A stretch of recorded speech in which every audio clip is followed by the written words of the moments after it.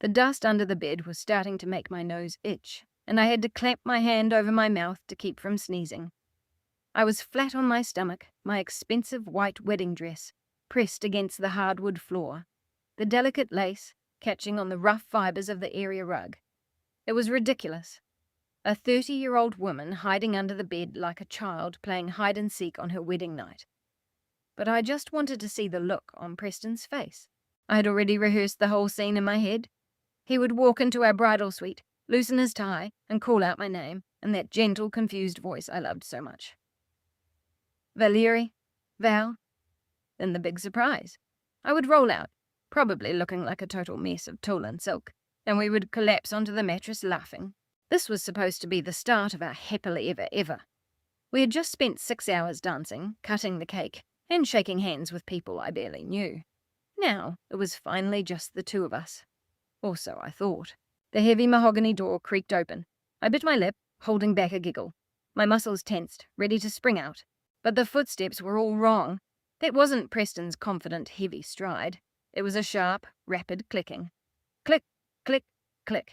High heels, and expensive ones at that. I froze.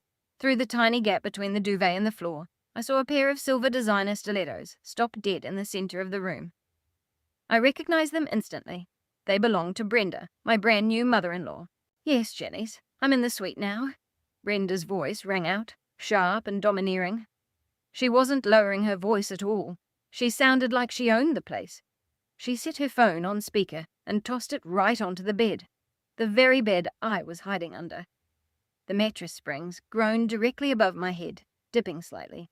But did they leave? A faint female voice came through the phone. Preston is downstairs with catering handling the final invoice.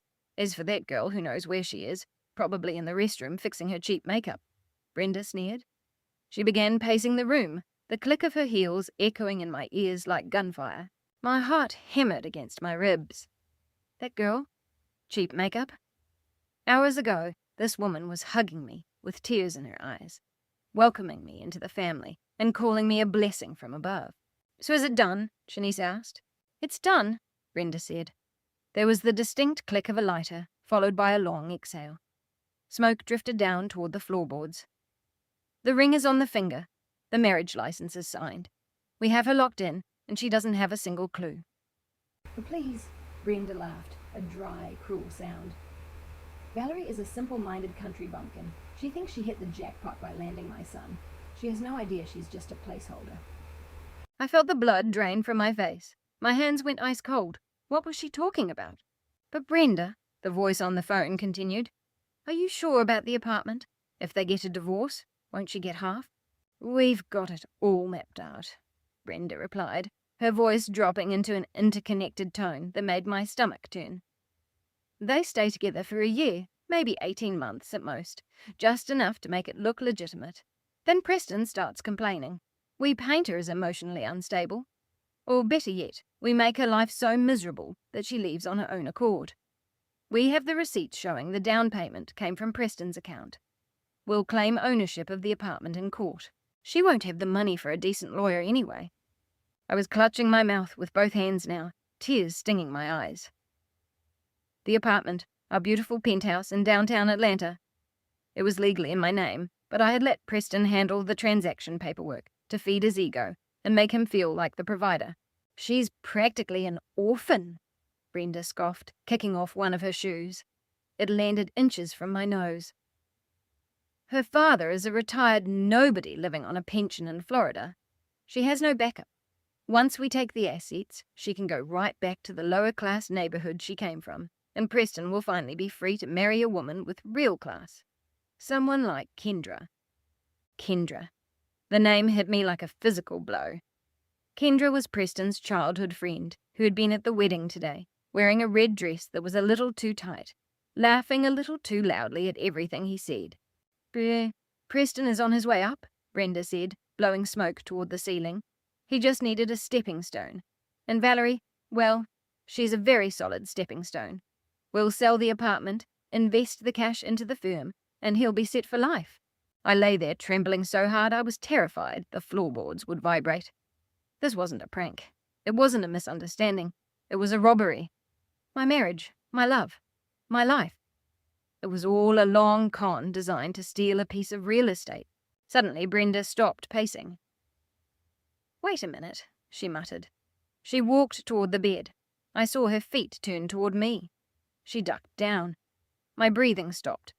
My heart skipped a beat. Through the gap, I saw her hand reach out. Her long, manicured nails scraped against the hardwood just inches from my face. She picked something up. It was my pearl earring. It must have slipped off when I crawled under. She held it up, inspecting it. "Cheap garbage," she muttered, tossing it onto the nightstand. "Plastic, probably." She stood back up, and I nearly fainted with relief, but it was short-lived. The doorknob turned. "Mom," Preston's voice came through. "And here, sweetheart," Brenda answered smoothly, her tone shifting instantly from a cold-blooded predator to a doting mother. My husband stepped into the room, the man I had sworn to love and cherish 3 hours ago. I waited, praying, holding on to a 1 in a million hope that he would tell her to back off, that he would say something to defend me. Instead, he sighed and collapsed heavily onto the bed, directly above me. "Is she here?" he asked. "No," Brenda said. "Probably got lost in the hallway. Look, before she gets back, we need to talk about the bank transfer." "I know, Mom. I know," Preston groaned. "But can we do this tomorrow? I have to pretend to be enthusiastic about consolidating this marriage tonight, and it's going to take a lot of energy." Something inside me snapped. It wasn't a crack. It was a complete shatter. The naive, joyful Valerie died right there in the dusty dark beneath that bed, and something else began to wake up. Carefully, I reached into the bodice of my wedding dress and slid my phone out. Silently, I tapped the screen and opened the voice recorder app. The red line began to move. "Speak," I thought, a cold fury settling over me. "Keep talking, you monsters. Give me everything." And they did. To understand why a woman with a master's degree in business and a trust fund large enough to buy this entire hotel was hiding under a bed, letting people think she was broke, you have to understand my mother first. My mother, Eleanor, was the kindest soul you'd ever meet. She was also incredibly wealthy, the heiress to a shipping empire fortune. When she married my father, Robert, he was just starting his construction business. They were a power couple, but my mother loved with her eyes closed. When she passed away 10 years ago, it wasn't cancer that took her physical body. It was a broken heart from betrayal that diminished her spirit. She discovered that her own sister and her best friend had been embezzling money from her charity foundation for years. They didn't love her. They loved what she could give them. On her deathbed, she held my hand and made me promise. "Valerie," she whispered, her voice weak, "find someone who loves you for you. Not for your last name, not for your accounts. Be careful, my love. Wealth is a magnifying glass. It shows you who people really are, but sometimes it burns you before you see the truth." That promise became my Bible. My father, Robert, took it to the extreme. He was a shark in the business world, the CEO of Titan Construction. He taught me how to read contracts before I could read fairy tales. When I started dating, he was skeptical of everyone. "They smell the money, Val," he used to warn me. "They look at you and see a lottery ticket." So I set up a test, a filter. I moved out of the family estate in Buckhead and rented a charming but slightly run-down apartment in a working-class neighborhood. I drove a 5-year-old Honda Civic. I took a job as an administrative assistant at a logistics company, which I actually enjoyed because it was low stress, even though I was quietly managing my own investment portfolio at night. To the world, I was Valerie, the nice girl with student loans who clipped coupons for groceries. And then I met Preston. It was a rainy Tuesday. I was rushing into a coffee shop and my purse dropped into a puddle. Muddy water splashed everywhere. I was on the verge of tears. It had been a horrible week, and then this handsome man in a slightly scuffed jacket picked it up. He used his own sleeve to wipe off the mud. "I believe this is yours," he said, smiling. His eyes were warm, a light hazel with flecks of green. I checked the purse. Nothing was missing. To say thank you, I offered to buy him a coffee. "I'd love to," he said, checking his watch. "I have about 20 minutes before I have to get back to grinding away at work." We talked for 2 hours. He told me he was a sales associate struggling to meet his quotas, driving an old car that broke down every Cisco week. He talked about his dreams of traveling, of seeing the art in Italy, but how he could never afford it. "I don't care about being rich," he told me, looking deep into my eyes. "I just want a life that feels real. You know, Sunday barbecues, a dog, someone to share the quiet moments with." It was exactly what I wanted to hear. Over the next 2 years, Preston passed every single test. He never asked to borrow money. He brought me wildflowers picked from the side of the road because he couldn't afford expensive roses, but thought they were more beautiful. He clipped coupons with me. When my car broke down, a test I intentionally arranged, he went 40 minutes out of his way every morning to pick me up for a week. I fell hard, fast, and completely in love. I introduced him to my father, Robert, but I maintained the lie. I told Preston my dad was a retired foreman living on a pension in Florida. Dad played along, though he grumbled the whole time. He flew in to see us, wearing flannel shirts, complaining about gas prices, and hiding his Rolex in his pocket. "He seems decent enough," Dad admitted one night after dinner, swirling a cheap beer he absolutely hated. "But he's soft, Val. He listens to his mother too much." "He respects his mother, Dad," I defended. "That's a good trait." Oh, how wrong I was. Brenda, when I first met her, looked me up and down like I was a stain on her carpet. She lived in a cluttered little house, but carried herself like exiled royalty. She constantly talked about how Preston deserved better and how expensive life was. "Valerie," she would say, sipping her tea, "do you really think an administrative salary can sustain a family? Preston needs a partner who can elevate him." I just smiled and swallowed the insults, thinking, if only you knew. I figured once we were married, once I revealed the truth about my wealth, she would be thrilled. I planned to tell Preston everything on our honeymoon. I wanted to see the look of relief on his face when I told him he never had to stress about a sales quota again. I was so excited to give him the world. I didn't realize he was already planning to steal the small piece of it I had shown him. The wedding planning should have been the happiest time of my life, but looking back, the red flags were waving so hard they were practically slapping me in the face. First, it was the guest list. Brenda insisted on inviting half the town. "It's about image, Valerie," she snapped when I suggested a small, intimate ceremony. "We need to show people that the Ramos family is doing well." Because I was supposed to be broke, Brenda and Preston assumed I couldn't contribute much.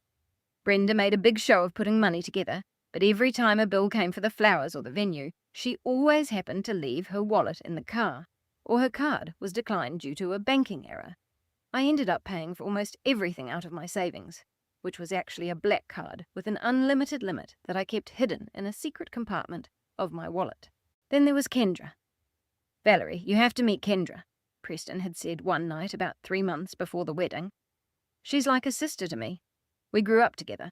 Kendra was stunning in a very loud way. Tight clothes, a booming laugh, and a habit of touching Preston's arm every time she spoke. When we went out for drinks, she barely looked at me. She spent the night reminiscing with Preston about old times and inside jokes I had no context for. "Oh, remember that night in Cabo?" she giggled, leaning into him. "I thought you said you didn't have money to travel back then," I asked Preston, confused. He stiffened for a fraction of a second. That was a high school trip. My parents saved up for years for that. Brenda adored Kendra. She would openly compare us.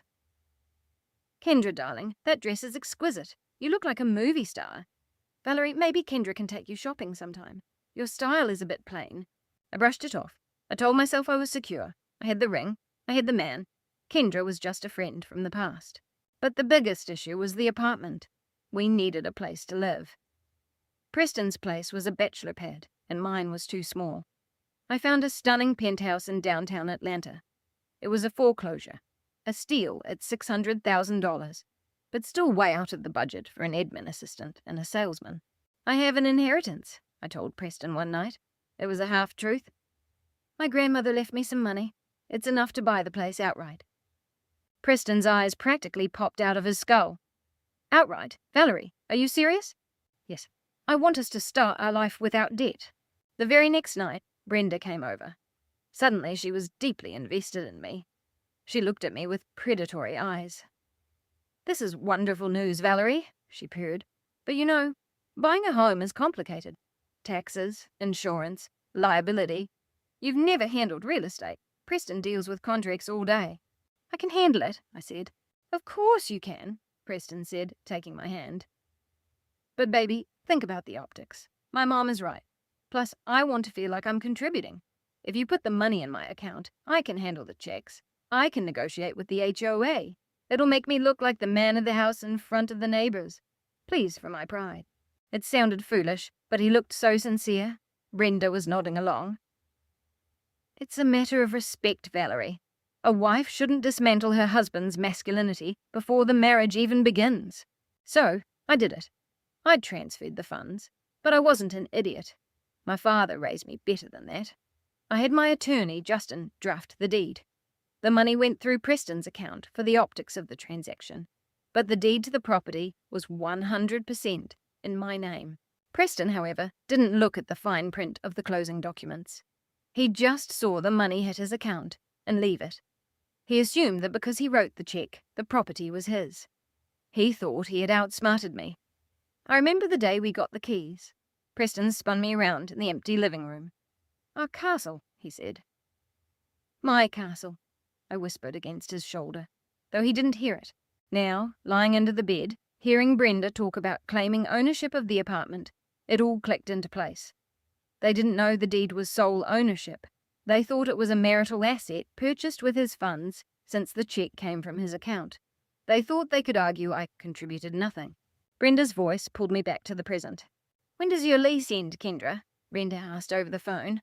The name sent a shiver through me. Kendra was on speaker. No, wait. Brenda was talking to Preston now, asking about Kendra. She has 6 months left on her lease, Preston said, his voice muffled as he buried his face in a pillow. So, we need to move quickly, Mum. I can't have her sleeping on her sister's couch forever. Plus, the baby needs a room. The world stopped spinning. The silence under the bed was deafening. The baby. I bit down on my hand so hard I tasted copper. The words hung in the air like toxic smoke. The baby? Don't worry about the baby, Brenda said, her tone dismissive and practical. Once Valerie is out, we'll set up the nursery in the second bedroom. We can repaint that awful yellow colour she chose. My stomach rolled violently. I felt like I was going to throw up right there on the carpet. Kendra was pregnant. Preston, my husband of less than 24 hours, had gotten his friend, who was like a sister, pregnant. I just feel a little bad, Mum, Preston said. For a split second, a tiny spark of hope flared in my chest. Maybe he had a conscience. Maybe he actually cared about me. Pet, about what? Brenda snapped. About securing your future? No, just... Valerie is nice. She cooks for me. She washes my car. She looks at me like I'm a hero. It's cruel to dismantle her completely like this. Oh, save your tears, Brenda scoffed. She's a nobody, Preston. You said it yourself. She's boring. She spends her weekends reading instead of networking. She wears clothes from Target. Do you want to be hitched to a woman who clips coupons for the rest of your life? Or do you want to be with Kendra, who actually knows how to social climb? Now, Kendra is a firecracker, Preston agreed, his voice shifting, turning thick with desire. Valerie is oatmeal. Oatmeal. That one word cut deeper than the financial betrayal. I had dimmed my light for him. I hid my designer wardrobe, my knowledge of fine wines, my connections to senators and CEOs, just to make him feel comfortable. I became oatmeal because I thought he wanted a simple, pure love. Exactly, Brenda said. Now, did you get the bank notification? Did the rest of the wedding cash deposits clear? Yeah, about 10 grand. It's in our joint account. Good. Tomorrow, you transfer half of it to my account as a reimbursement for the wedding expenses. We need to drain that joint account slowly, so that when you file for divorce, she has nothing left to fight with. Oh, got it. In the apartment, you have the receipts. I have the wire receipt from my bank account to the seller. It proves I paid the $600,000. If we say it was a private loan from my family that needs to be paid back, she won't be able to prove where the money originated. They were so confident, so foolishly confident. They knew nothing about forensic accounting. They didn't know that my pension-living father had a legal team that ate sharks like them for breakfast. All right, get up, Brenda ordered. Go wash your face. You look guilty. When she gets back, you need to perform. Smile. Talk about the future. Make her feel secure. I really don't want to sleep with her tonight, Mom. You have to consolidate the marriage. It makes it harder for her to go down the path of legal dissolution later. We need this to be a divorce so we can divide the assets. Fine, Preston groaned. He stood up from the bed. The mattress lifted, relieving the weight above me. I'll go look in the hallway. Maybe she's crying in the stairwell or something. I'm leaving, Brenda announced. I grabbed the spare key from her purse earlier. I'll let myself out. She took my key. She went through my purse. The violation made my skin crawl. I watched Brenda's silver heels click away toward the door. Preston's leather shoes followed right behind. Good night, Mom. Thanks for everything. Anything for my son. Just remember the timeline. 1 year, then you're free. The door clicked shut. The room returned to silence, but it wasn't peaceful. It was heavy, charged with the energy of my shattered life. I waited 5 minutes. 10 minutes. I needed to be absolutely certain they were gone. Slowly, painfully, I crawled out from under the bed. My body ached. My beautiful wedding dress was covered in dust. I stood up and caught my reflection in the mirror. My hair was wild. My makeup was smeared, but my eyes were clear. I wasn't crying. I wasn't screaming. A cold, mechanical stillness took over. It was the same stillness my father used right before a hostile takeover of a rival corporation. I walked over to the closet. I unzipped the wedding dress, the symbol of my stupidity, and dropped it in the corner. I pulled on a pair of jeans and a hoodie I had brought for the next day's brunch. I grabbed my purse. Brenda had indeed taken the spare house key, but my car keys were still there, along with my black card. I opened the door to the hallway. It was empty. Preston must have gone down to the lobby or the bar to get some liquid courage before coming to sleep with me. I didn't take the elevator. I took the stairs, running down 12 flights in my sneakers. I burst into the cool night air, found my beat-up Honda Civic, the one with a Porsche engine under the hood, my only real indulgence, and sped out of the parking lot. I didn't go back to the apartment. I wasn't going to cry in a hotel room either. I had a number on my car's Bluetooth system. "Duh," I said when he picked up on the second ring. "Valerie, it's 1 a.m. Is everything okay?" "No," I said, my voice leveling out. "You were right about everything. I need you to wake up Justin. I'm on my way to the estate. We're going to war." The drive to Buckhead usually took 40 minutes. I made it in 20. I pulled up to the massive iron gates of my father's property. The security cameras recognized my plate, and the gates swung open silently. As I drove up the winding driveway, lined with centuries-old oak trees, I felt the skin of Valerie, the administrative assistant, shedding away. I was returning to my kingdom. My father was waiting on the porch, wrapped in his silk robe, a cigar unlit in his hand. Beside him was Justin, my best friend, and the fiercest corporate lawyer in Atlanta. She was in her sweatpants but had her laptop open on the outdoor table. I slammed the car door and walked up the steps. Dad looked at me, the dust on my hoodie, the set of my jaw, and he didn't say, "I told you so." He just opened his arms. I hugged him, and for exactly 10 seconds, I allowed myself to be a little girl. I let one sob escape my throat, then I pulled back. "They have the whole thing planned," I said cleanly. "Preston, his mother, and Kendra. They want the apartment. They want to drain the accounts. Kendra is pregnant." Justin gasped. "Pregnant on your wedding night?" "Yes, and I recorded the whole thing." I placed my phone on the glass table and hit play. In the quiet of the night air, Brenda's voice sounded even more demonic. We listened to the whole thing. The oatmeal comment. The plan to make my life miserable. The embezzlement of the wedding cash. When the recording finished, my father's face was a mask of fury. He snapped the unlit cigar in half. "I'll ruin him," he growled. "I'll buy the company he works for and fire him by noon. I'll have his mother evicted from her house before lunch." "No," I said. "That's too fast. That's too easy on them." I looked at Justin. "If we strike now, they'll play the victims. They'll say I'm a crazy, jealous wife. They might even try to fight for the apartment, claiming verbal agreements or some garbage. I want to dismantle them completely. I want them to think they're winning, and then I'm going to rip the rug out from under them so hard they'll never stand up again." Justin cracked her knuckles, a wicked smile spreading across her face. "I like where this is going. What's step 1? I said. "The apartment. They think they have a claim because the money flowed through his account. We need to lock it down." "Easy," Justin said, typing furiously. Since the deed is in your name, we draft a postnuptial agreement. We frame it as an insurance requirement. We tell Preston that because the building has high liability risks, the underwriters require a clear, sole title holder to minimize exposure. We slip in a clause where he waives all marital interest in the property in exchange for, let's say, a lower insurance premium. He's greedy, I added.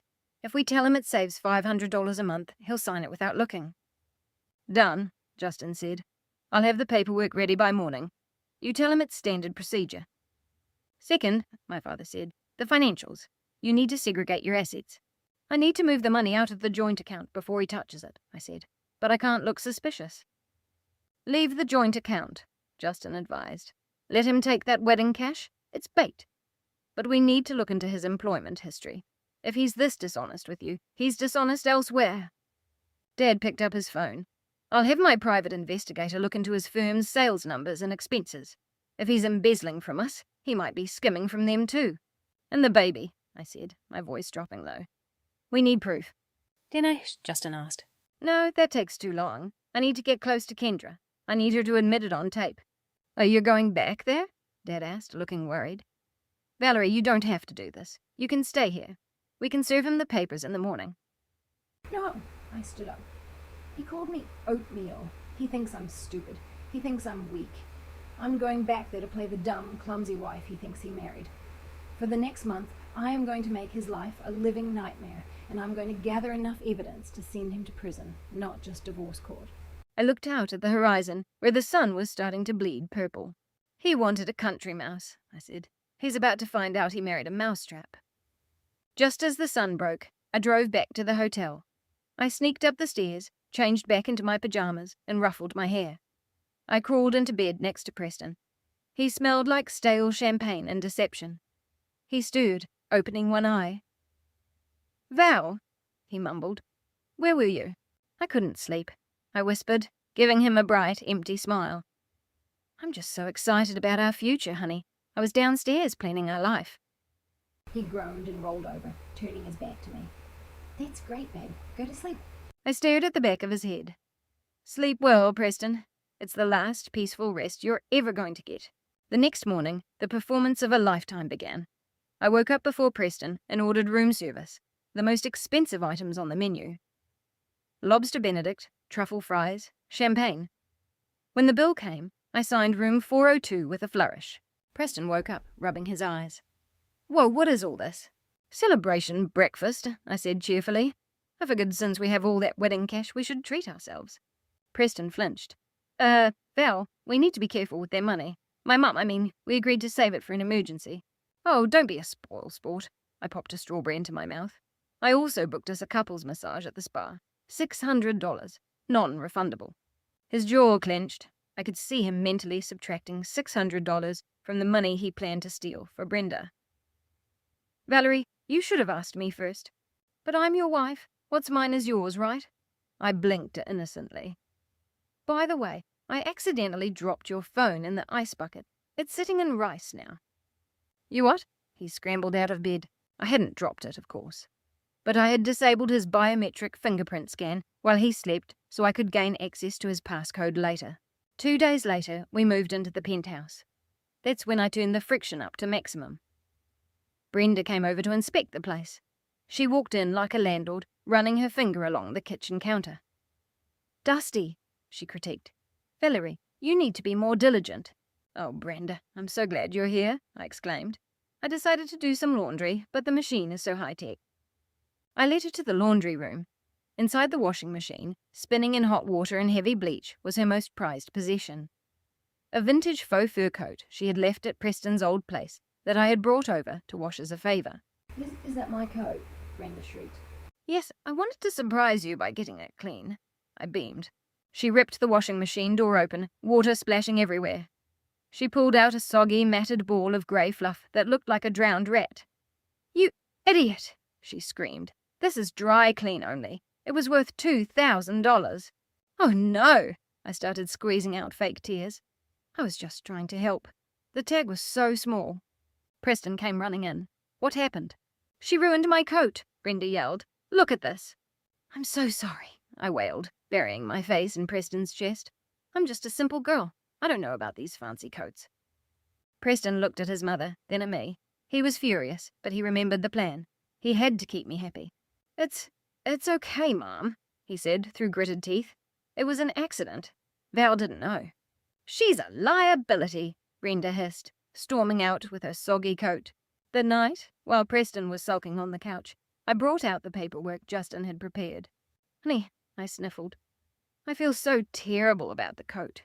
I want to make sure I don't mess up anything else. The insurance company sent this over today. They said because the penthouse is worth so much, the liability policy is huge. But I paused for effect. If you sign this waiver stating you're not the primary owner, the premium drops by $500 a month. Since I cost us money today, I figured saving some here would help. At the mention of $500 a month, Preston's eyes lit up. Let me see that. He skimmed it quickly. The document was thick, filled with legal jargon. He saw the words, insurance liability waiver, skillfully bolded by Justin at the top, completely missing the paragraph about relinquishing all marital claims to the real estate. Yeah, fine, he said, grabbing a pen. At least you're trying to make up for your mistakes. He signed. I watched the ink dry. Click. The trap snapped shut. Over the next 2 weeks, I was a tornado of incompetence. I made dinner every night, but I accidentally put salt instead of sugar in his coffee. I shrunk his favourite cashmere sweater in the wash. I forgot to pay the internet bill, leaving him without video games for 3 days. I was driving him insane. The more irritated he got, the more he ran to Kendra, and I followed him. My dad's investigator had placed a GPS tracker on Preston's car. Every time Preston said he was working late, he was at Kendra's apartment. One night, he came home smelling like her perfume, a cheap vanilla scent. Work is draining me, he sighed, lying down. You're working too hard, I said, rubbing his shoulders. You deserve a break. Why don't we host a dinner party? What? For my family? My mom is still mad about the coat. I want to make it up to her. Let's invite everyone. Brenda, your cousins, and Kendra. She's your best friend, right? Preston hesitated. I don't know, Val. You're not exactly a chef. I'll practice, I promised. Please, I want to show them I can be a perfect wife. He smirked. I knew what he was thinking. Let her embarrass herself. It would make the divorce narrative so much easier. Everyone would see how incapable she was. Fine, he said. Next Saturday. Just don't ruin it. I won't. I smiled. It was going to be a night none of them would ever forget. The guest list grew quickly. Brenda, seemingly eager to witness another failure of mine, invited her sister, her 2 gossipy nieces, and of course, Kendra. It was going to be a house full of people who despised me. While Preston was at work, Justin came over to help me prepare. In reality, we were installing tiny hidden cameras in the living room and dining area. Are you sure you want to go through with this? Justin asked, checking the feed on her tablet. It's going to be brutal. I need witnesses, I said, chopping onions with absolute precision. I need them saying the most vile things on camera, and I need confirmation about the pregnancy. On the day of the party, I woke up early. I went to the store and bought the cheapest, lowest quality ingredients you could find. Fatty ground beef, wilted vegetables, and a box of $9 wine. While Preston was showering, I also went into the bathroom. I went through his gym bag, the one he took to work but actually brought to Kendra's. Inside, hidden in the side pocket, was a pharmacy receipt. Prenatal vitamins. Dated yesterday. Got you. I slid the receipt into my pocket. The guests began arriving at 6 in the evening. Brenda walked in first, wearing a new dress that I suspected was bought with the wedding reimbursement Preston had wired her. Well, she sniffed, looking around. At least you swept this time. Welcome, Brenda, I said brightly, handing her a glass of the cheap wine. She took a sip and her eyes widened. What is this vinegar? It's an artisanal blend, I lied. Then came Kendra. She walked in, her hand wrapped a little too tightly around Preston's arm. She was wearing a loose-fitting dress, trying to hide her slight bump, but I caught her instinctively resting her hand over her stomach. Hi, Valerie, she said, her voice dripping with fake sweetness. The place looks cozy. Hi, Kendra. So glad you could make it. You look absolutely glowing, I said, staring directly at her midsection. She flinched and pulled her hand away. Preston stepped between us. All right, let's get a drink. I'm starving. I went into the kitchen. The menu tonight was overcooked, rubbery roast beef, mashed potatoes with lumps, and a salad that was mostly cabbage cores. While I worked, I listened to the audio feed from the living room cameras. "Oh my God, the wine is dishwater," Brenda's voice came through. "I can't believe he married her, even for the money." "Shh, Mom," Preston whispered. "Just a few more months. Then we get the penthouse, sell it, and we can get that large property in the suburbs." "I hate hiding," Kendra complained. "My back aches. I want to be able to post photos of us." "Soon, babe, just as soon as we kick the country mouse back to the trailer park," Preston laughed. I stood in the kitchen, gripping the edge of the counter. My knuckles were white. Country mouse. I took a deep breath. I reached into my pocket and pulled out my special seasoning. It wasn't poison. I'm not a criminal, but the sauce received a very, very heavy dose of salt and vinegar. "Dinner is served," I called out happily. We all sat down. The table was set. The flying monkeys, Brenda's nieces, were snickering at my mismatched napkins. "So, Valerie," Brenda started, poking at the rubbery meat with her fork. "Preston tells us you're looking into taking a cooking class. Clearly you haven't started yet." A chorus of chuckles went around the table. Preston smirked, squeezing Kendra's hand under the table. "Actually," I said, my voice shaking slightly, "excellent acting." I worked really hard on this meal. "Working hard isn't the same as doing it well, dear," Kendra smiled. "Some women are built to be wives, and some just aren't." "Is that so?" I asked, locking eyes with her. "And what makes a good wife, Kendra? Sleeping with someone else's husband?" The table went dead silent. What did you say?" Kendra gasped. "Oh, I'm sorry," I laughed nervously. "I meant knowing how to support a husband. Pass the potatoes." Preston glared at me. "Valerie, don't be passive-aggressive." "I'm not being passive-aggressive," I said, standing up to pour more wine. I walked over to Kendra. "I'm just envious of your friendship. So close." I tripped over the rug. The pitcher of red wine flew out of my hand. It splashed directly onto Kendra's lap. "Ah!" she screamed, jumping up. The red liquid soaked through her dress, clinging to her stomach, outlining the unmistakable curve of a pregnancy bump. "Oh my gosh!" I shouted. "I'm so clumsy." "You stupid bitch!" Kendra screamed, forgetting her mask. "Look what you did. This is silk." "Calm down, Kendra," Preston yelled, rushing over to her side, grabbing napkins and wiping at her stomach. "Are you okay? Is the baby okay?" Silence. Absolute silence. Preston froze. He realized what he had just said. He slowly turned his head to look at me. Brenda looked at me. Kendra looked at me. I wasn't crying. I wasn't apologizing.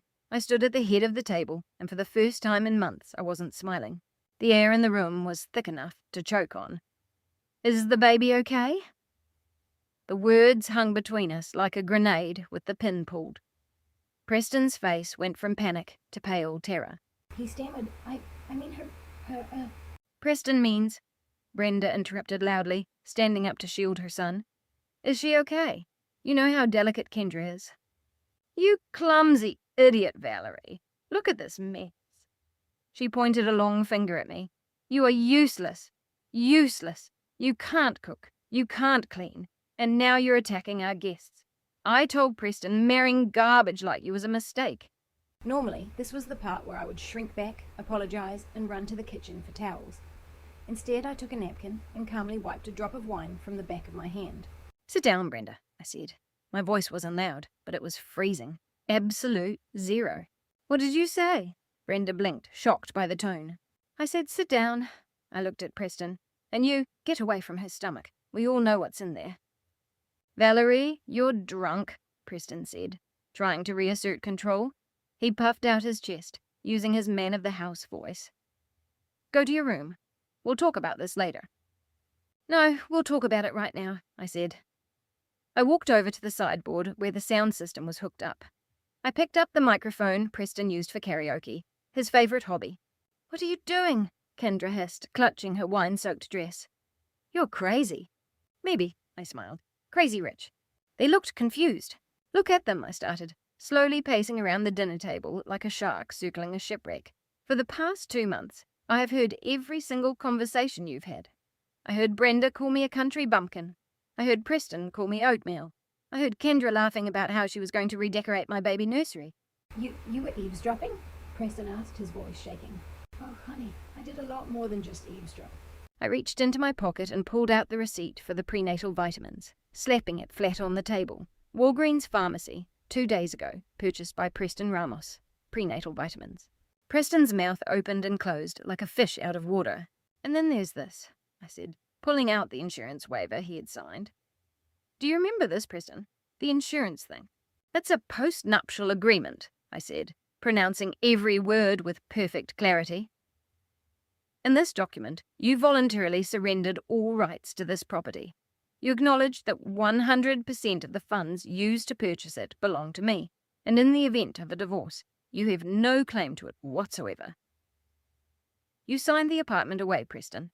You signed away your golden ticket for a measly $500 a month. Brenda's face turned a deep purple. You tricked him. That will never hold up in court. Oh, it holds up, I replied. My lawyer, Justin, the one you all referred to as that cheap lawyer friend, is actually a senior partner at Darby & Associates. She made that document completely airtight. Who cares? Kendra shouted. Preston is leaving you anyway. He loves me. We're going to be a family, and you're going to die alone with your cats. Is that so? I smiled. Preston, why don't you tell them where you got the money to buy Kendra's car, Brenda's new clothes, and the supposed wedding reimbursement? Preston was sweating profusely now. I saved it from my commissions. No, I said. You stole it from the accounts at Titan Construction. You fabricated invoices. You thought no one would notice because Titan is a massive corporation. So what? Brenda screamed. Titan doesn't know. I walked toward the door, placing my hand on the doorknob. That's the funniest part of this whole thing, I said, looking back at them. You really didn't do a background check on me, did you?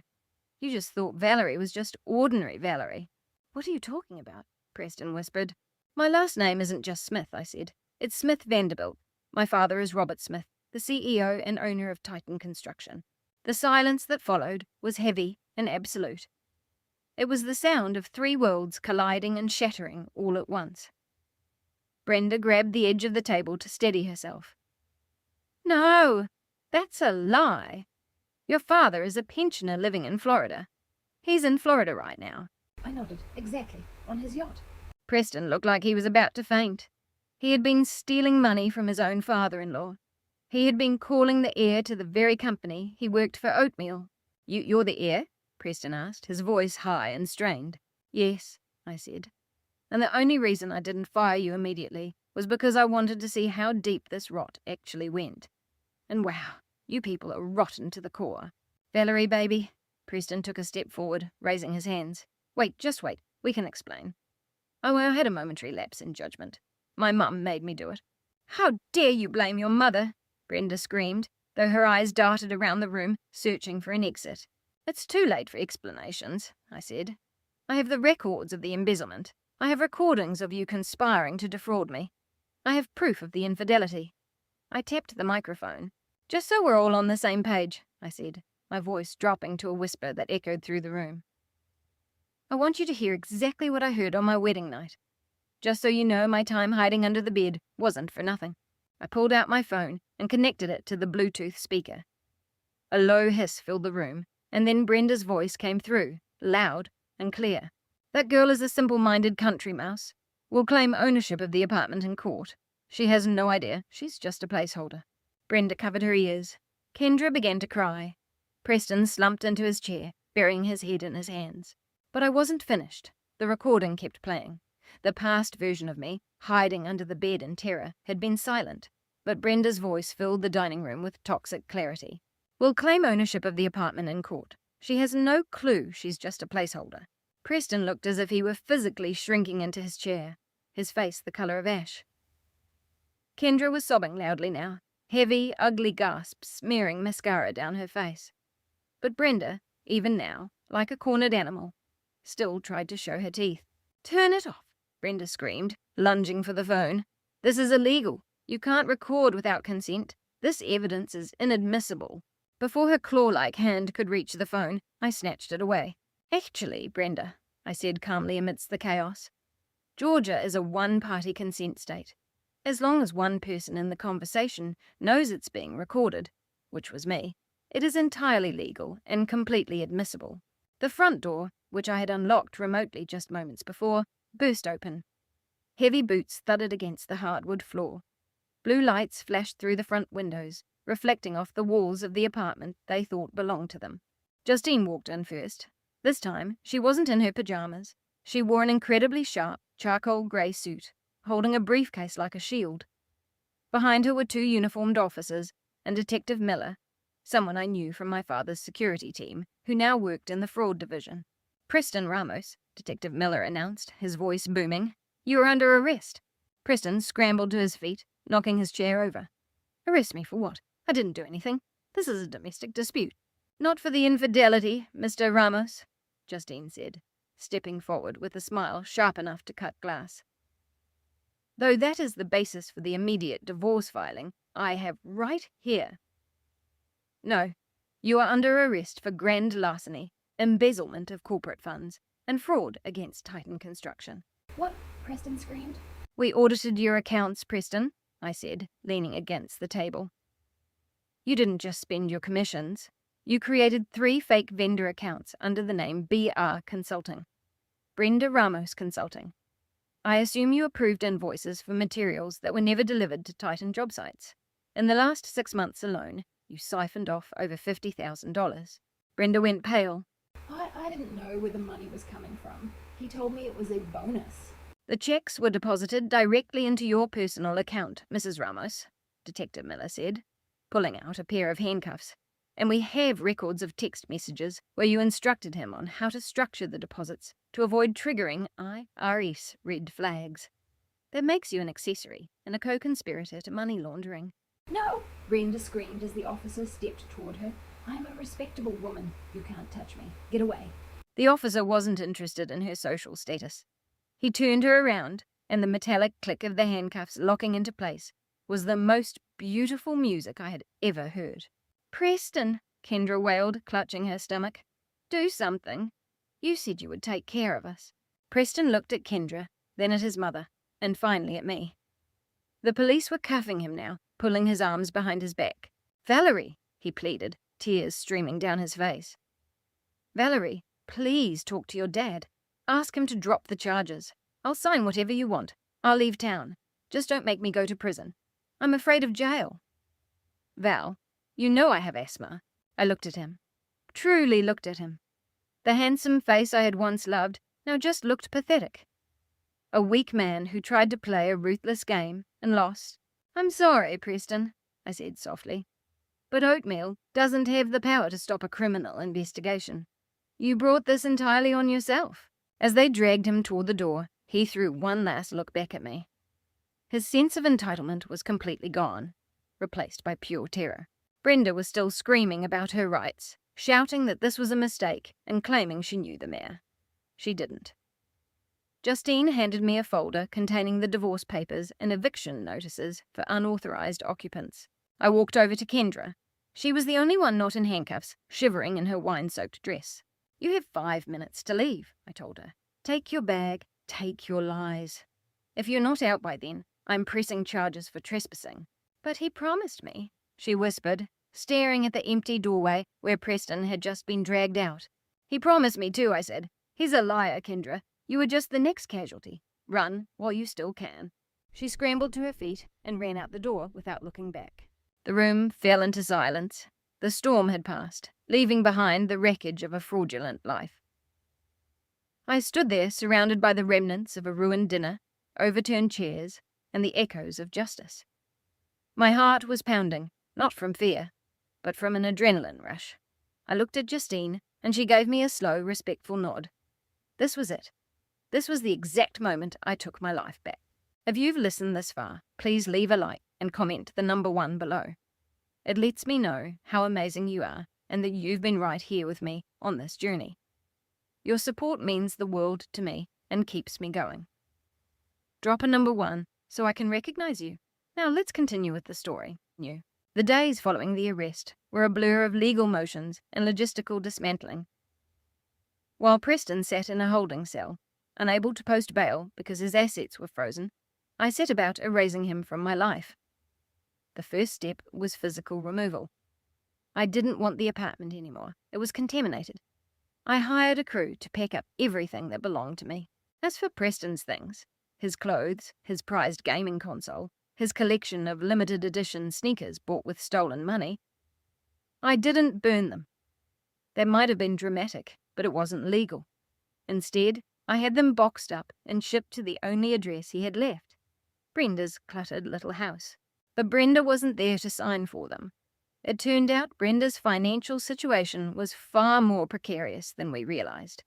She had leveraged her house to the absolute limit, taking out second and third mortgages just to maintain her lifestyle and the illusion of vanity. With the legal fees for her defence mounting and Preston's stolen funds suddenly cut off, that house of cards collapsed. A week after the arrest, Justine called me. "You're going to want to hear this," she said, her voice dripping with satisfaction. "The bank foreclosed on Brenda's house yesterday. She's out on bail, but she has nowhere to go. She tried to check into a motel, but all her credit cards were maxed out." "Where is she?" I asked, staring out the window of my father's estate. "She's living with her sister. You know, the one who mocked your napkins. Apparently it's not going well. Her sister has her sleeping on a pull-out couch in the basement." A cold sense of fulfillment settled in my chest. The woman who had mocked my pensioner father was now living the exact reality she had tried to use as an insult against me. Then came the divorce hearing. It was swift and brutal. Preston appeared via video link from the detention centre. He looked terrible. Unshaven, with deep dark circles under his eyes, wearing an orange jumpsuit that did nothing for his complexion. When the judge asked if he contested the divorce or the validity of the postnuptial agreement, Preston just shook his head. "No, Your Honour," he muttered. "Mr. Ramos," the judge said sternly, "you acknowledge signing the waiver of interest in the property at 405 Highland Avenue. You also admit to the infidelity. The petitioner has provided overwhelming evidence. Do you have anything to say?" Preston looked at the camera. For a second, our eyes met through the digital screen. "I made a mistake," he whispered. "You committed several crimes," the judge corrected him. "Divorce granted. Petitioner retains all assets. Costs awarded against the respondent." Of course, he couldn't pay.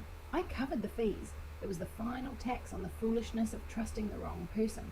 Kendra didn't escape unscathed either. Without Preston's financial support, and with the scandal of the arrest hitting the local news, she lost her job at the boutique. Rumours spread like wildfire through our small social circle. She tried to reach out to me once, sending a long, rambling email blaming Preston for manipulating her, claiming she was a victim too. I didn't reply. I forwarded it straight to Preston's defence attorney. Let them tear each other apart. The final nail in the coffin was the sentencing for embezzlement. My father, Robert, attended the court to deliver a victim impact statement. He didn't yell. He stood tall, carrying himself with the authority of an industrial titan. "Trust is the currency of business," Dad said, his voice echoing in the courtroom. "Mr. Ramos didn't just steal money, he stole trust. He entered my family under false pretenses, targeted my daughter, and treated my company as his personal piggy bank. He is not a victim of circumstance. He is a predator who got caught." Preston was sentenced to 5 years. Brenda received 2 years of probation and community service, largely because she turned state's evidence against her own son to save herself. It was the ultimate betrayal. Brenda threw Preston to the wolves, claiming he had forced her to launder the money. I watched Preston's face as his mother testified against him. The look of absolute devastation almost made me feel sorry for him. Almost. After the sentencing, I walked out of the courthouse. The sun was shining. The air was crisp. I took a deep breath, filling my lungs with oxygen that didn't taste of lies or cheap cologne.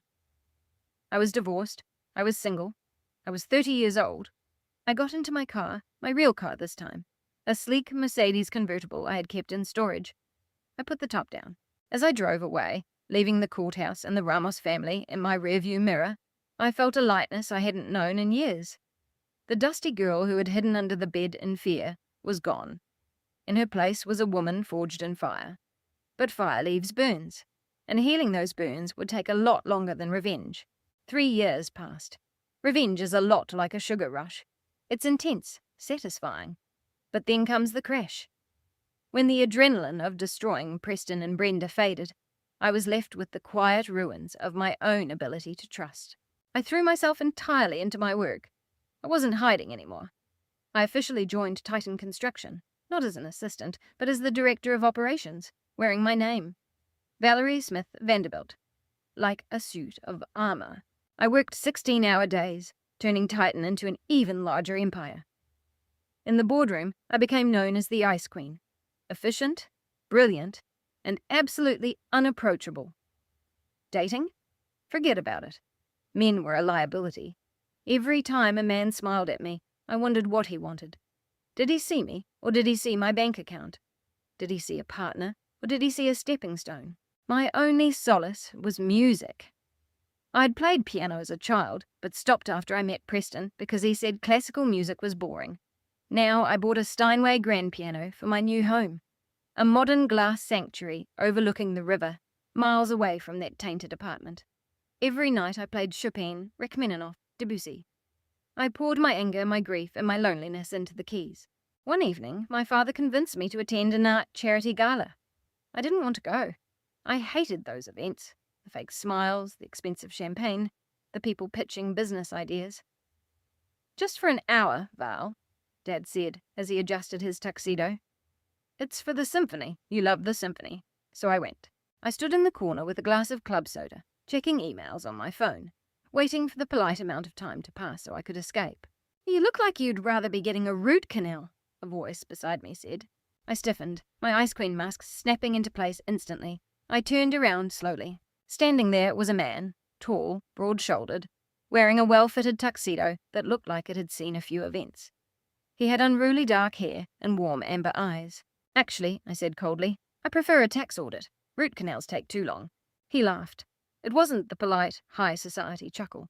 It was a deep, genuine sound that crinkled the corners of his eyes. I'm Marshall, he said, extending a hand. I'm the architect who designed the new museum wing.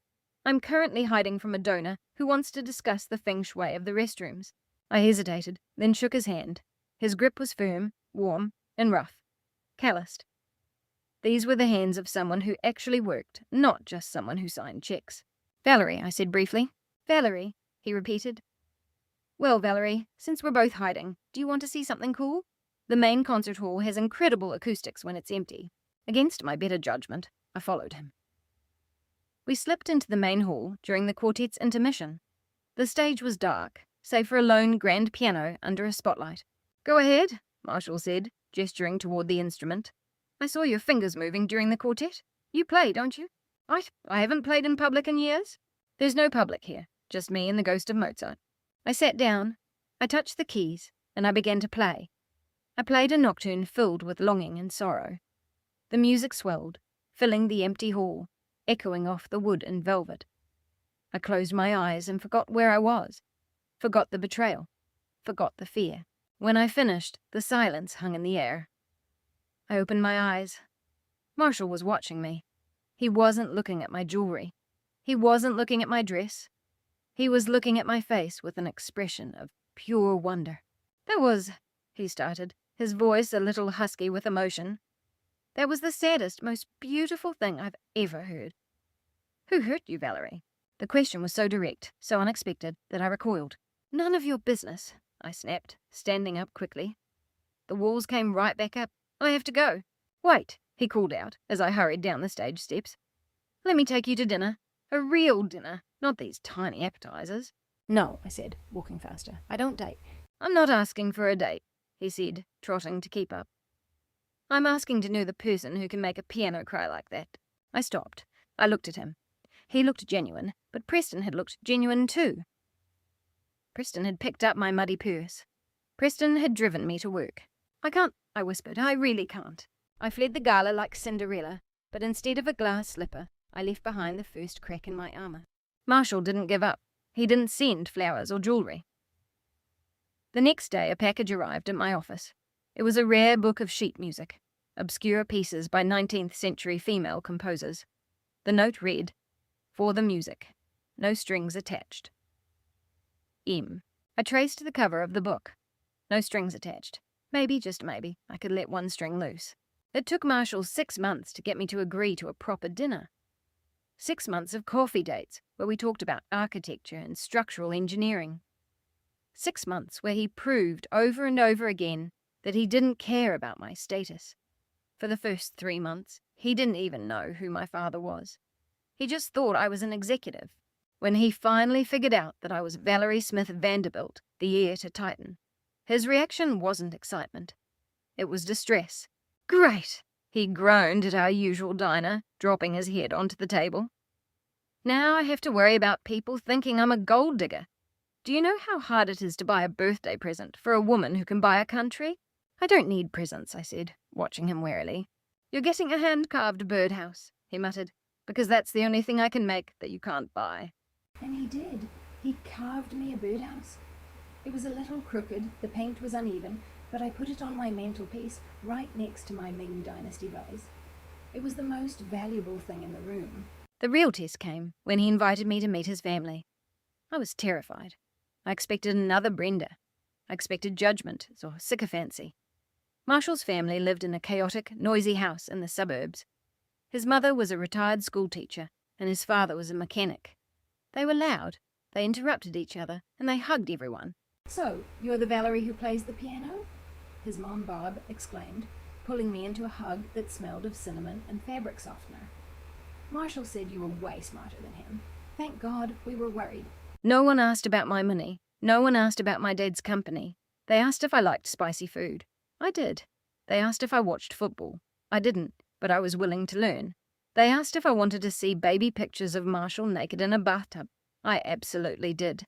It was normal. It was the Sundays of barbecues and peace that Preston had promised, but never delivered. But Preston's ghost still haunted me. I kept waiting for the other shoe to drop. I kept waiting for Marshall to ask for a loan, or for his mom to mention a business opportunity. It never happened. The turning point came a year into our relationship. My father, Robert, suffered a minor heart attack. I completely broke down. I paced the hospital corridors, terrified of losing the only rock I had left. I tried to push Marshall away. "Go home," I told him. "You don't need to be here. This is going to be a long night." "Shut up, Val," he said gently. He guided me to a chair, draping his jacket over my shoulders. He bought me terrible coffee from the vending machine and sat there holding my hand for 12 hours straight. He didn't check his phone. He didn't complain. He was just there. When Dad woke up, groggy and grumpy, Marshall was the first one to crack a joke. "Mr. Smith," Marshall said, "you really went to extreme lengths to get out of our golf game next week." Dad let out a weak chuckle. He looked at Marshall, then at me. He saw the way Marshall looked at me. Exhausted, but absolutely devoted. Later, when I walked Marshall to his car, I fell apart. "Why are you so good to me?" I sobbed. "I'm difficult. I'm paranoid. I'm damaged goods." Marshall stopped. He took my shoulders and looked into my eyes. "You're not damaged goods, Val. You're a survivor. You're the strongest woman I know. And I love you. Not the heir, not the director. I love the woman who hid under a bed to catch her husband because she has a playful heart. I love the woman who plays sad songs on the piano. I just love you." I froze.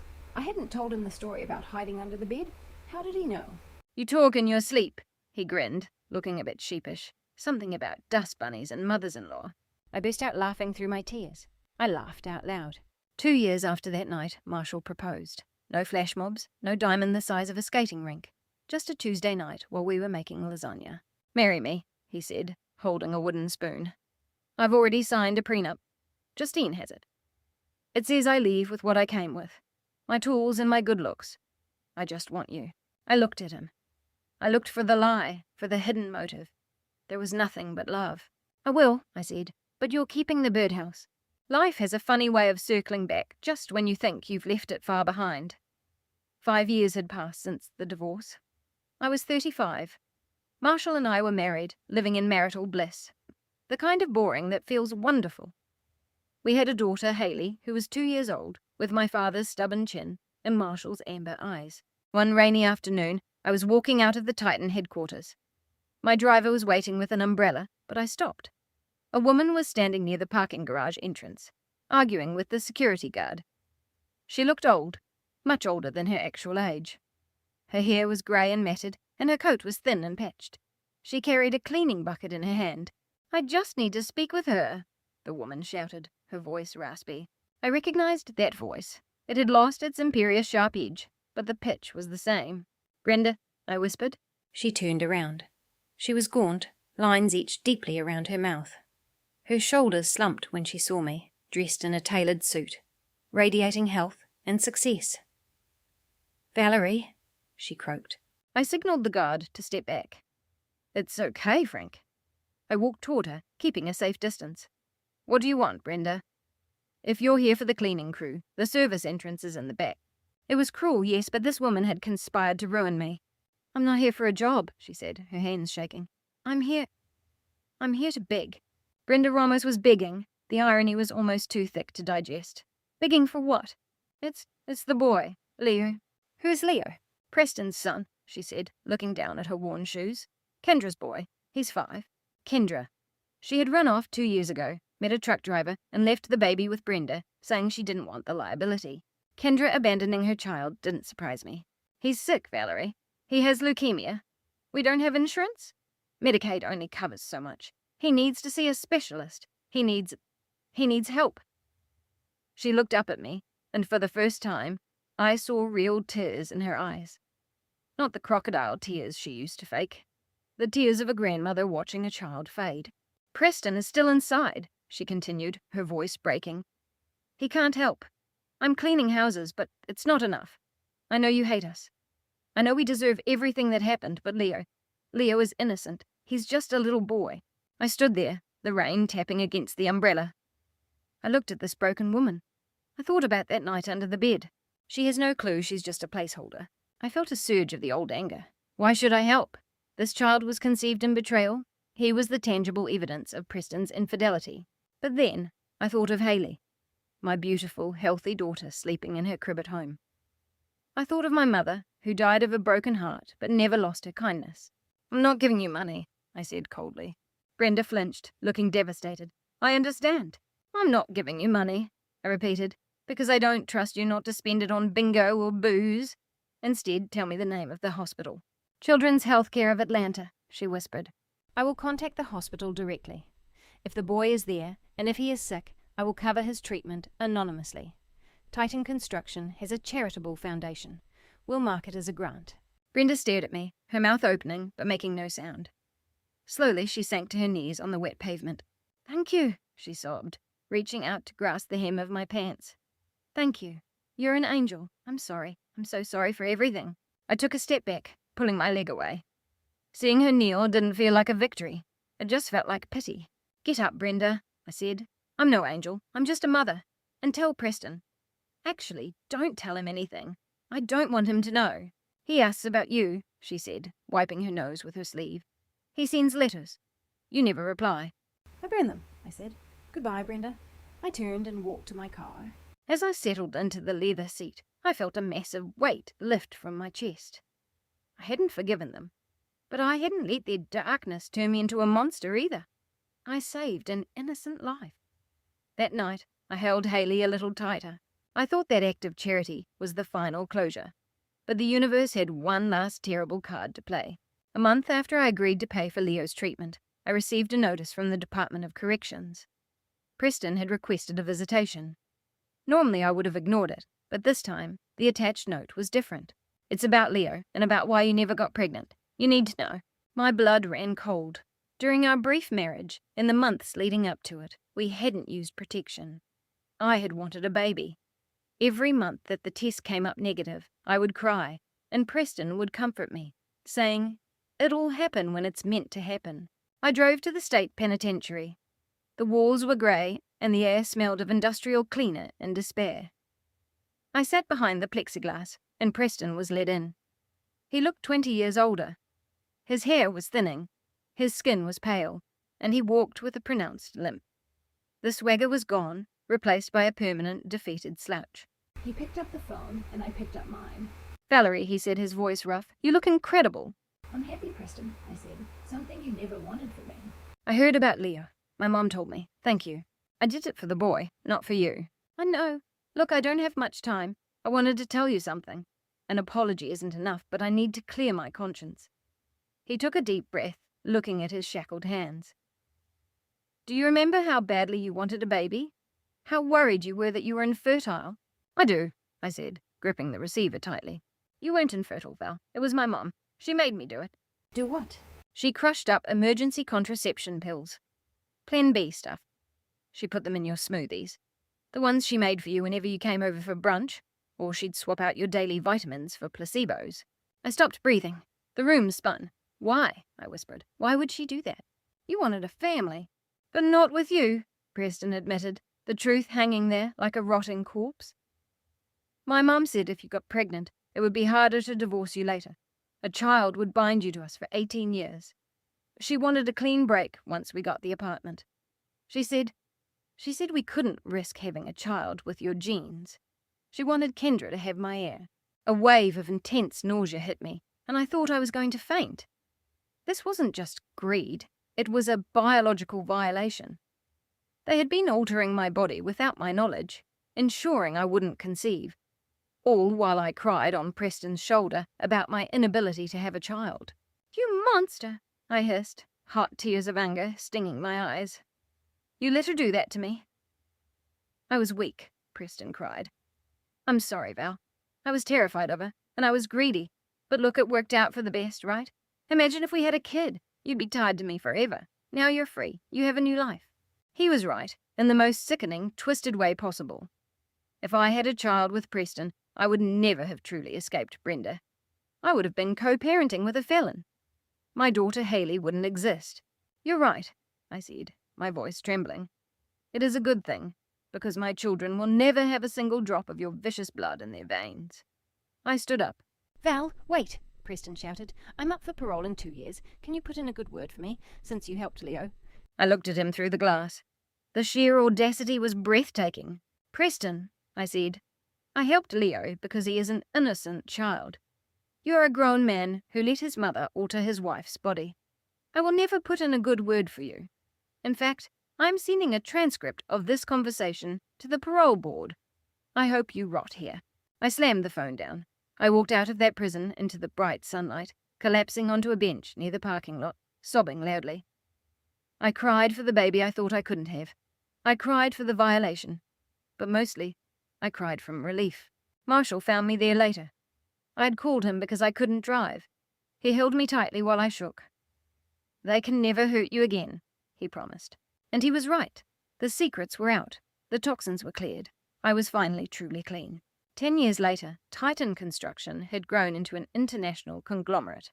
I was now the CEO. My father, Robert, had passed away peacefully in his sleep a year ago. His funeral attended by senators, rivals, and thousands of workers who respected him. I stood at the helm of the empire, no longer the girl under the bed, but a woman who could command a room with a single look.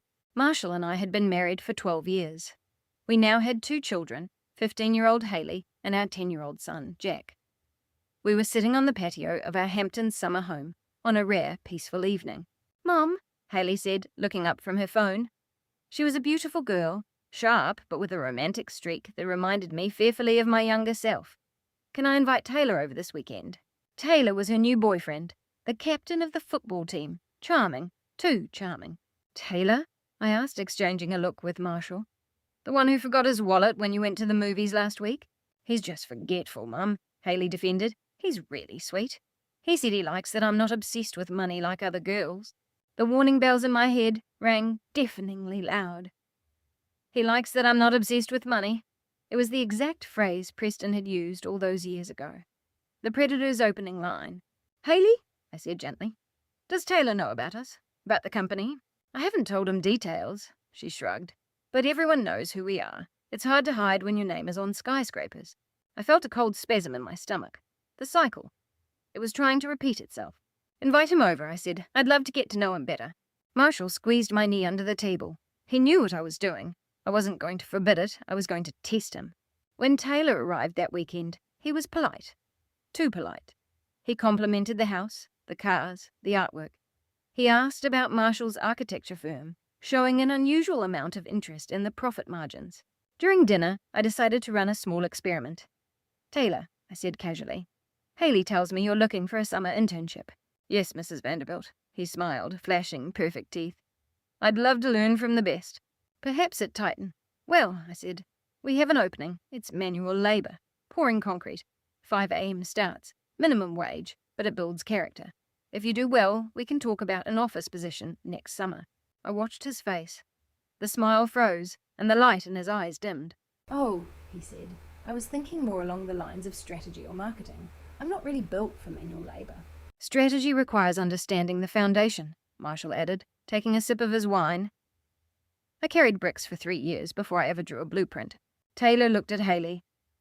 Babe, you said your mum could hook me up with a good gig. Pouring concrete is a little beneath me, don't you think? Haley froze, looking at him. Truly looking at him. Beneath you? She asked. My grandfather poured concrete. My father carried bricks. Yeah, but they had to. Taylor laughed nervously. We are, elite. The silence at the table was heavy. I think you should leave, Taylor, Haley said quietly. What? I said leave. My family built this life on hard work. If you think work is beneath you, then you are beneath me. I almost cried. She didn't need me to hide under a bed. She had learned the lesson through osmosis. She had the self-worth I lacked at her age. Taylor left in a huff. Haley walked over and hugged me. You knew, didn't you? She asked. I suspected. I kissed her forehead. Always look at how they treat the work, not the reward. A week after the Taylor incident, I received a call from a hospice centre in downtown Atlanta. It was about Brenda. She was dying of ovarian cancer. She had no family left. Her sister had kicked her out years ago. Preston was back in prison after a parole violation, and Kendra was long gone. She listed you as her emergency contact, the nurse said gently. I don't know why, but she asked to see you. I drove to the hospice. It wasn't a fancy place, but it was clean. Brenda lay in a small bed, looking like a skeleton wrapped in parchment. She was unrecognizable from the woman in the silver stilettos. You came, she rasped as I stood by the door. I came, I said. Why? Because I won. The statement wasn't out of malice. It was just a fact. I had won the game of life she had tried to rig against me. I was happy, loved, and successful. She was dying alone. Brenda let out a dry chuckle that turned into a cough. Yes, you won. You were a lot smarter than I gave you credit for. I thought you were just sweet. I didn't know sweet could grow teeth. Good people have to grow teeth, I said. Otherwise they get eaten by people like you. Leo is doing well, she whispered. He graduated from college. He's a nurse now. He knows you paid for everything. He calls you his guardian angel. I know I've kept tabs on his progress. Preston was a fool, she muttered, closing her eyes. I ruined him. I know that now. I made him weak because I wanted to control him. I tried to do it to you, too. You failed, I said. I have something for you, she pointed weakly to the nightstand. A letter. Open it when I'm gone. I picked up the envelope. It felt light. Valerie, she said, her voice fading. I'm afraid. I looked at this woman who had tormented me, altered my body without my knowledge, and tried to steal my future. I resented what she did, but I couldn't watch a human being die in terror. I walked over and took her hand. It was cold. Close your eyes, Brenda, I said softly. It's over. Let go. She squeezed my hand with surprising strength. A single tear slipped down her cheek, and then her grip loosened. The monitor went flat. She was gone. I walked out into the hallway and opened the letter. Inside was a piece of paper and an old faded Polaroid. It was a picture of Preston as a baby, sitting on Brenda's lap. She looked young, hopeful, not yet hardened by greed. The note read, Valerie, I hated you because you had everything I wanted without trying. I was jealous of your light, and I tried to steal it, only to burn myself. You were the best thing that ever happened to my son, and I let him throw you away. I leave you nothing because I have nothing, but I leave you the truth. You didn't just survive my trap. You rose above it. Tell Leo to be a good man. B. I folded the letter. I didn't feel a sense of triumph. I just felt peace. The monsters were dead. I paid for her cremation and had her ashes sent to the prison so Preston could have them. It was the last thing I would ever do for the Ramos family. We are back at the beach house now. It's sunset, and the sky is painted in wild oranges and soft purples. I'm sitting on the patio with a glass of vintage wine, the kind Brenda would have crossed lines for. Down on the sand, Marshall is trying to teach Jack how to fly a kite. Haley is sitting on a towel, reading a book, looking so much like my younger self, but with a much stronger spine. My life is full, loud, messy, and real. I think back to that night 20 years ago. The dust under the bed, the smell of the floorboards, the crushing weight of betrayal. I remember the moment I almost wanted to stay. In the dark, there was a split second where I thought, maybe I can change him. Maybe if I love him enough, he'll choose me over the money. Thank God I didn't listen to that voice. Thank God I chose anger. Thank God I chose to fight. People ask me how I can trust anyone after what happened, how I can love Marshall without checking his pockets for receipts. The answer is simple. The darkness taught me how to recognize the light. Preston taught me what love is not. Love is not a transaction. Love is not a secret agenda. Love is not turning someone into bland oatmeal just so they don't outshine you. Love is the crooked birdhouse Marshall carved. Love is my father standing in a courtroom defending my honor. Love is paying for a sick boy's chemotherapy even though his father broke my heart. Love is action. I take a sip of my wine and look out, thinking of those who might be listening. Maybe you're hiding under a bed right now. Maybe not literally. Maybe you're in a marriage that makes you feel small. Maybe you're in a family where you feel like an outsider. Maybe you suspect the people smiling at your face are sharpening knives behind your back. I'm here to tell you, trust your gut. If it feels wrong, it is wrong.